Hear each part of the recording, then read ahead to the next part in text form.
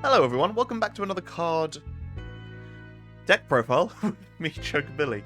And this week I'm going to be looking at a deck called 6 Multi Madness, or as I have otherwise named it since building this deck, Strago Things Have Happened. From first impression you can tell that it's a 6 focus deck with a lot, well, I think all except for Kefka, of the new Opus 19 6 cards. And you know what? They're all worthwhile. They're all actually worth putting in the deck. No, I tell a lie, sorry. I don't have the new Edgar and the new Sabin as well. Apologies. But, you know, I'm using the other ones. I'll go through it now. But, yeah. So, most of the new 6 cards. So, I'll go through the forwards first, then summons, and then the backups. So, first up, we have Gao. So, this is probably, I'm not going to say the worst 6th forward in the deck, but it's the least played. But it's still a vital utility to be able to quickly, just out of nowhere, back attack Gao when, you know, your opponent's trying to kill one of your forwards, they're blocking with something, you're attacking and it's been blocked. You know, just being able to quickly throw him in and, at the very least, get a 1+1 buff. But the chances are you'll be getting at least 3 or 4, depending. You can do that just through the backups alone, let alone Gao and whatever forward you're blocking anyway. But actually, you have to choose a category 6 forward you control, so it means you'll be giving at least +2. Obviously, if your opponent does break some 6 characters upon Gao entering, it means that the amount Gao will bestow goes down, but either way, he's a very useful card to have. Next up we have Realm, and yes, it's nice to be able to play monsters from your opponent's deck, or from your opponent's break zone, sorry, but realistically we're talking about what cards or what summons can she combo with, and there's a few weird ones in here, but there's a few really useful ones. So first up I have Cuchulainn. I guess I'll just go through the summons now, right? First up I have Cuchulainn. Double casting Cuchulainn, it's not that great. I mean, getting rid of 2 forwards abilities might be worthwhile, but ultimately you get to draw 2 cards, which is really nice. But the chances are Cuchulainn isn't the summon you want to be double casting. Shivan. Now this was a bit more of a test, really. And you know what, it was actually quite useful because Shivan comboed with something, attacking, blocking, whatever, dealing that extra 4k, but then also drawing a card was quite nice. And if your opponent does have a dull forward of 4, play Realm, cast Shivan, deal 8k to something and draw 2 cards, that's not too bad. It's not an amazing summon, ultimately. There are better options out there, but I wanted to try it because something doesn't get played that often. And yeah, I used it a couple of times, actually.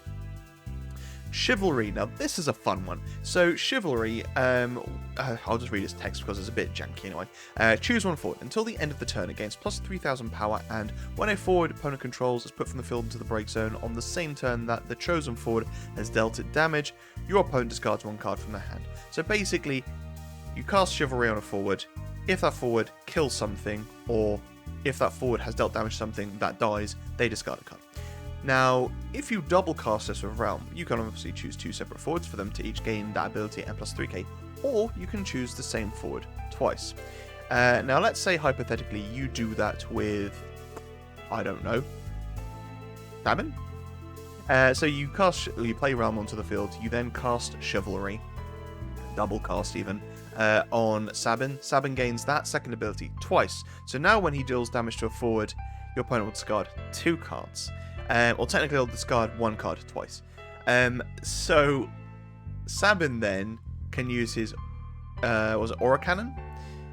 Yeah, Aura Cannon, which is just an S, choose one forward, deal at 8k. So if he then deals 8k to something, and that forward dies, your opponent has to discard 2 cards. And let's say you've got a Sabin in hand and an Edgar, use Edgar to use Aura Cannon, and then the Sabin in hand to do Aura Cannon again. Kill 2 forwards, your opponent has to discard 4 cards from hand. Pretty gross. I think it happened a couple of times, actually. That was very useful, now I think on it, because I used Chivalry to buff a blocking forward, and then used Shivan to finish off another attacking forward as well with the block, which means that I got to my opponent's card twice. And yeah, to be honest, Chivalry isn't the most amazing summon in the world, but to be able to give that an EX is nice. Plus 3k is a substantial amount, and that threat of a discard is quite a lot of fun, to be honest. But yeah, it's nice just with some other forwards as well, maybe with Terra, if Terra's going to be finishing off a lot of summons as well, getting that extra discard through that. You've got Shadow who can deal damage. But yeah, ultimately, you can use it in some fun ways. Salamander, double casting Salamander through Realm, obviously you get to deal 10k to the board. That's perfectly fine. You have to be mindful of things that negate damage, so Arciela's ability, because Salamander 1 would resolve, and then the second, and then it goes into the break zone. That then gets recast again. At that point, your opponent can cast or can use the refresh counter, which will then take off that first Salamander's damage, as well as giving a plus 4k buff. So then the second Salamander probably isn't going to kill that forward. So kind of sucky in that regard, but still, being able to deal 10k to the board isn't bad. And I've got 2 in the deck as well, because that is a summon you probably want to be casting a couple of times. Leviathan, because casting Realm, going for the free cast, and then going for the double cast, and then free casting Leviathan twice is so good. So good. Being able to free cast this Leviathan is fantastic. Being able to get it twice is gross. And yeah, make it so that your opponent then can't cast that forward. The 2 forwards you bounce a couple of times for the next turn, is just amazing. They are so limited in their options to be able to do stuff then. Now, bear in mind, Leviathan only stops your opponent from casting that forward. They can still play that forward. So if they can cheat it out through some other means, then it can still come onto the field. But still, their options are limited, and they have to find a weird way of doing that. Also, Leviathan is fantastic to play off of a free Mog. If you've got 6 characters on the field, you free cast Mog, and then you free cast Leviathan. And then finally Lich, because this is like Ice's only board wipe outside of something like Zalera. So yeah, Lich or you Realm, you then Lich, kill everything. Now, it is possible for your opponent to buff themselves out of range of Lich's kill, but it's very awkward, and it has to be specific amounts. Either way, generally even buffing on top of Lich's after the first Lich is resolved and then the second one comes, unless they can buff it either a substantial amount or just the right amount, Lich will probably kill, which is fun. Right, going back onto the other forwards. Also worth noting, actually, Lich with Terror, if you're double casting it, you do get 2 pings as well with the Terror, because it has been cast twice. And Lich obviously would deal the additional damage. Similar sort of thing with Salamander as well, because you can deal 10k to the whole board, but then potentially 14 or an additional 2 packets of 2k to 1 forward or 2 different forwards. It's just Terror and Realm and a lot of these summons just work really, really nicely together. And obviously Terror, there's 3 off because she's an EX. I can get you one of the 8 summons back to your hand. It's just worth it. Sellers is a really, really good card. She has an entry ability and a really threatening party attack. Apologies if you can hear screaming in the background, that is my baby daughter. So there's, when she enters the field, you can either make your opponent discard a card or find yourself a lock. And I have in a game played Sellers, turn as literally my first card, to then go get myself a lock, then played a lock to find myself another backup. My opponent then has to either deal with the fact of getting rid of Sellers immediately, or just take a point of damage or 2. And that's the scary thing as well, is that Sellers then is a threat, because if she can party attack, if there is a party attack online of a 6 forward, I get to choose up to 2 characters and freeze them, or choose 1 category 6 character in my break zone, add it to my hand. So let's say hypothetically you Sellers, you then lock, and then you get Interceptor to hand, and then the following turn you then play Shadow onto the field to then play Interceptor onto the field. You've now got 2 forwards that can attack through. That's scary. If you were to get something else onto the field, at that point, that's 4 forwards. If you had that's 4 6 characters. If you then had a Mog 6, you can play them onto the field for free. And having that Intercept to be able to give things haste means that you only need to have that 1 Sellers on the field. As soon as you play another Ice forward onto the field and party attack with Sellers and that forward, even giving haste to Interceptor, you now get to get something back to hand. You get to get some dull and freeze, just freeze, not dull, 2 characters, and it's such a powerful ability. And Sellers is very useful because when your Edgars do die, or when your Stragos do die, Sellers is another means of getting those cards back. Sabin, because he's strong, he can become a 1-cost forward, and his S's are both of them really good and supremely cheap. Everyone knows what these cards do, and they do them very well. Umaro. So he is a brave 8k forward. Put Umaro into the break zone, choose 1 forward, deal damage equal to Umaro's power. You can then discard 2 6 characters, play Umaro onto the field dull. You can only use this ability during your main phase if Umaro is in the break zone. So you can attack with Umaro, your opponent doesn't block, deal important damage. You then put Umaro into the break zone to deal something 8k. You can then discard 2 characters, bring them back onto the field, put them into the break zone again, deal something else 8k. That's not too shabby. And I have used that a couple of times as well.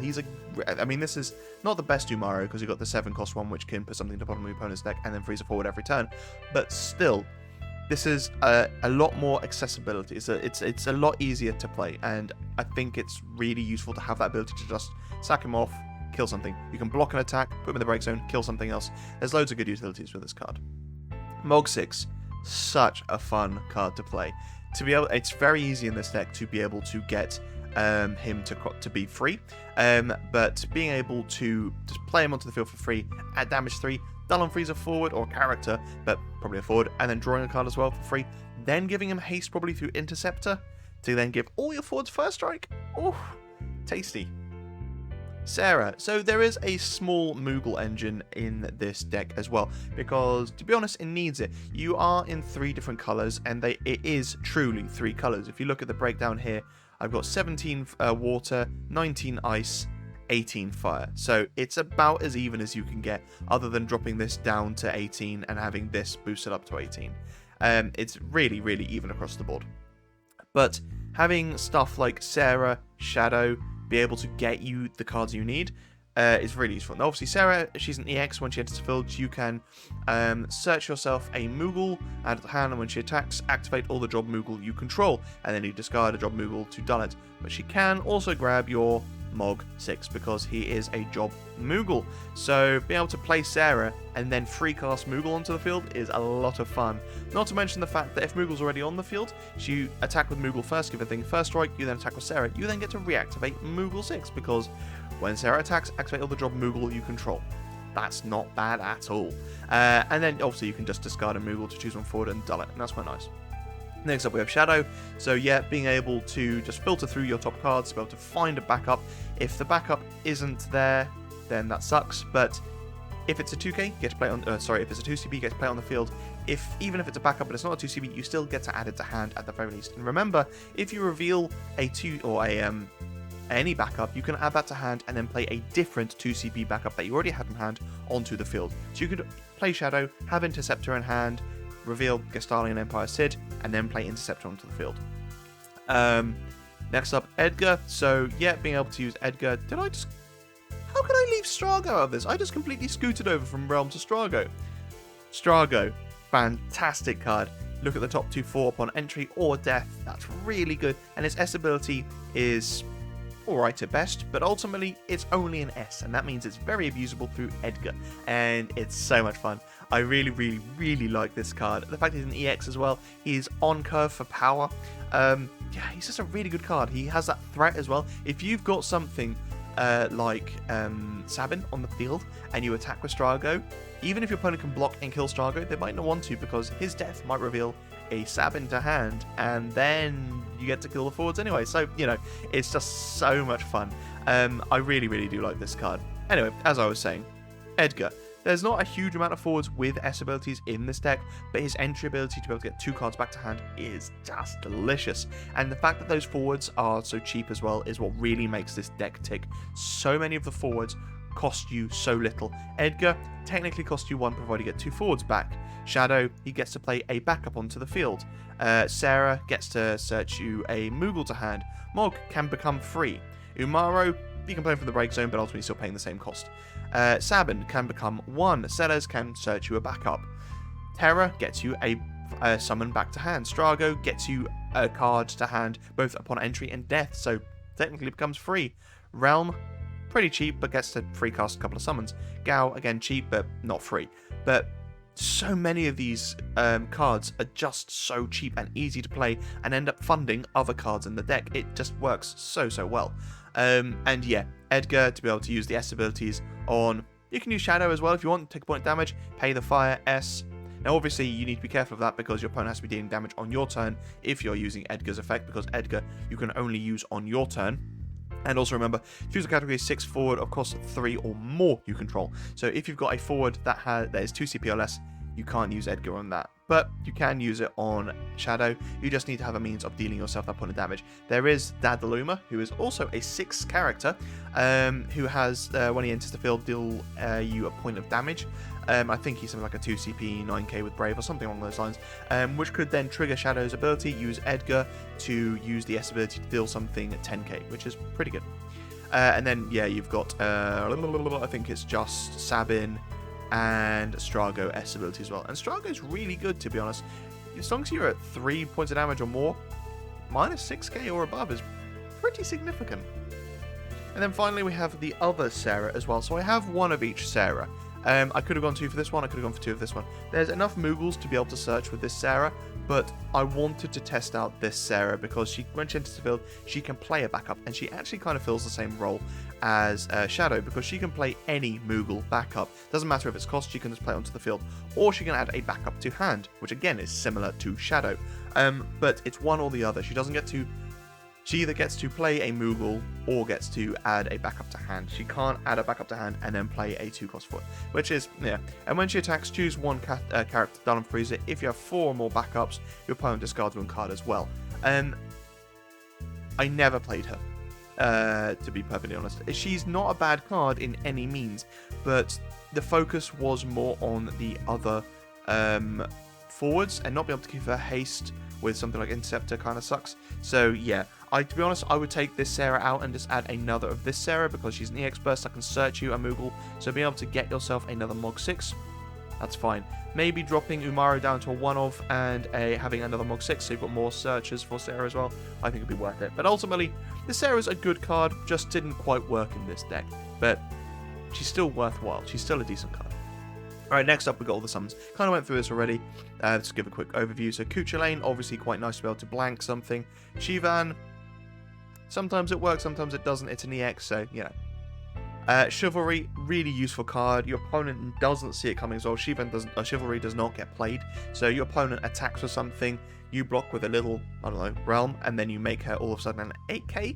That can probably kill something, make your opponent discard a card. That's pretty significant. Salamander, just fantastic card. Leviathan, Salamander, the chances are you're not going to get to 10 cards in the break zone unless you're at the end of the game. Can happen, but it's unlikely. And also you kind of want to be careful of what you're removing anyway, because that's 10 cards, which means you are getting rid of some of your 6 forwards from the break zone, because there's a total of 6 fire backups.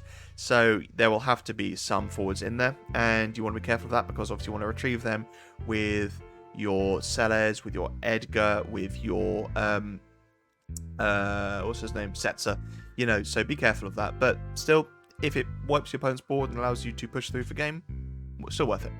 Leviathan, fantastic card, even if you just play Strago and then play Leviathan, as long as your opponent can't cast that card again, really nice. Also worth noting with Leviathan as well, if a monster has become a forward, or if anything, if a backup has become a forward, you can cast Leviathan on it, put it back in your opponent's hand. They cannot cast any copies of it, including even if it's only a monster or a backup.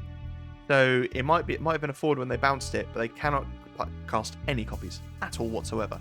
So they can't play any form of monster with that name or that sort of thing. So it basically means that it stops them from playing their backups if they do make a backup board, which is a situation I encountered. And then Lich, to be honest, even if you're blocking with something small and you get to deal a little bit damage additional and kill that forward, worst things have happened. Right, moving on to backups. So Artemisian, you're multicolor, you want to have some means of filtering, and Artemisian is a fantastic way of doing that. You can find it off of both Sarahs and play it, and yeah, it's just a decent backup. It can be played through Shadow as well. Cyan, you could go for the forward Cyan to give all your 6 forwards Brave, but to be honest, that's just taking a place of better forwards. So be able to play Cyan onto the field, give all your forwards plus 1k in Brave is actually quite nice. And if you've already, say you play Shadow to then play Cyan, if you've already got Intercept on the field, Shadow then becomes a 9k haste with Brave, which isn't the worst. But ultimately, being able to reduce the cost of something like Sabin or Mog 6 is really why this is in there, and it works well. Class 4th Moogle. Just having some form of being able to get some multi-element in there is really important, to be honest. And having 3 of these 4th Moogle might seem a bit excessive, but actually this card helped me so much in so many of the games. I only had one other fire backup down, and this was the other. So yeah, quite frequently in a deck where you've only got basically 6 or less of each element backups, you need to have some form of multi-element in there. You could run something like Cosmos or Chaos if you really wanted to, but again, it's a Moogle, it can be searched or played off of the Sarahs. Interceptor, 3 of, because being able to give your 6 forwards haste is very important. It did so much work. Being able to play Sabin onto the field, give him haste, and just swing through, and especially it's even more important when your forwards cost so little. When everything is really cheap, that means you're able to leave some of your backups open and actually use their effects. Hurdy. So I have a Mont Blanc in here, only one Mont Blanc and only one Hurdy. And to be honest, I only used Mont Blanc once or twice. So just playing the Hurdy, to be honest. You could probably drop out a Mont Blanc, although it's worth noting this is the only Moogle in Fire that can be searched through Sarah, so it's maybe worth keeping it in there just because of that, and it is still some sort of consistency. But Hurdy, being able to dull and freeze a forward, even on your opponent's turn, is really nice, but ultimately to be able to play a 5 cost onto the field through his break effect, so you could break Hurdy to then play Edgar onto the field, to then get back 2 forwards, play them onto the field, and just, yeah, keep on rinsing, repeating. Edgar, I think it's only forwards he enters, yeah, so we can only get forwards back, so no getting like Setzer or something like that, but ultimately, still Hurdy is a very useful backup, and again, a Moogle, so can be played or searched off of Sarah's. Gestalian Empire said, only one in the deck, but still very useful, being able to play him to search either your S fodder for Sabin or Strago, being able to find your Edgar to then get those cards out of the break zone to replay them. It's just so many, I mean, there's a buttload of forwards, and yeah, you'll be able to, whatever situation you're in, you'll be able to find something that's applicable to that situation. Mont Blanc, it's an alright card. Be able to play Mont Blanc straight into Hurdy's nice, but something I wasn't aware of is the fact that you have to pay the ICP. It has to be ICP, sorry, only ICP, to play the Hurdy, which I wasn't aware of, which is kind of sucky. But there's enough ice in the deck that you should be able to do that. Either way, just, I didn't ever really play it that often, so, yeah. To be honest, would I give another Hurdy? No. It's another unique name in Fire. So it's kind of nice, but I think I probably would drop the Mont Blanc, maybe for the Cyan, or another Cyan even. Setzer, it's an EX burst that gets you a 6 forward back to your hand, and that is important. There's lots of recursion in this deck. You've got Setzer, you've got Edgar, you've got Celes. Is that it for the... I think that's it in terms of getting your 6 forwards back to hand. But then alongside things like Strago, which gets them out of your deck, you know, and Sarah potentially as well, Shadow to be able to play forward, back up into the break zone. It's just very important to have a strong 6 backup lineup, and Sets is one of them. To be honest, this probably could be increased to 3 as well, because all the forwards except for both Sarahs, and that's only 2 forwards, so 23 forwards in the deck, and they are all 6 forwards. You could probably have 3 sets if you wanted to. And then Lock, because when you're in a sticky situation, play Lock, search a backup, get that backup down. It's just really useful. And like I said before, I have been in a situation where I've played Celes, literally 2 cards from hand, play Celes, 2 cards from hand, play Lock, get a backup. That's your turn 1 sorted. You have a forward to threaten opponent damage the next turn, and you have the lockdown already. Just be mindful of the fact that your opponent might have something like Leviathan or Amaterasu, but even still, if that is your turn 1, they're going to be, you know, chances are that's going to be a big portion of their hand as well, so they're going to be wasting a lot of resources. It's kind of a fair trade-off at that point, but still, you want to try and get that lockdown early if you are in a sticky situation. And yeah, that is the deck. There's a decent amount of EX bursts with 12 in the deck, so roughly 1/5 of the deck, or just over. No, it's not a quarter. But yeah, there's actually quite a decent higher cost curve in this deck as well. But like I said, it's a faux high cost because Sarah probably gets you something onto the field. Edgar gets you 2 things back to hand. Shadow gets something onto the field. Sarah gets you something back to hand. Mog can be free. Umaro not so much. Sabin can be cheaper. Celes can probably get you something. So there are so many expensive but cheap forwards in this deck, and it runs so smoothly. Considering you're in 3 elements as well, it's a lot of fun to play, and I really do recommend it. If anyone's got some sort of interest in making a 6 deck, don't be afraid to go into multicolor, and don't be afraid to try some of these weirder cards, because they are really effective and a lot of fun to play.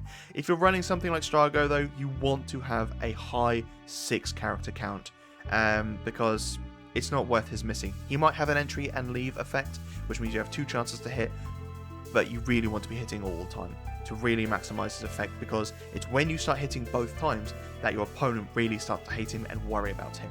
And your opponent doesn't want him on the field because he's got an S ability, which is actually quite strong when you take damage, but they also don't want to be killing him because you get more cards to hand, which then fund more of the other effects.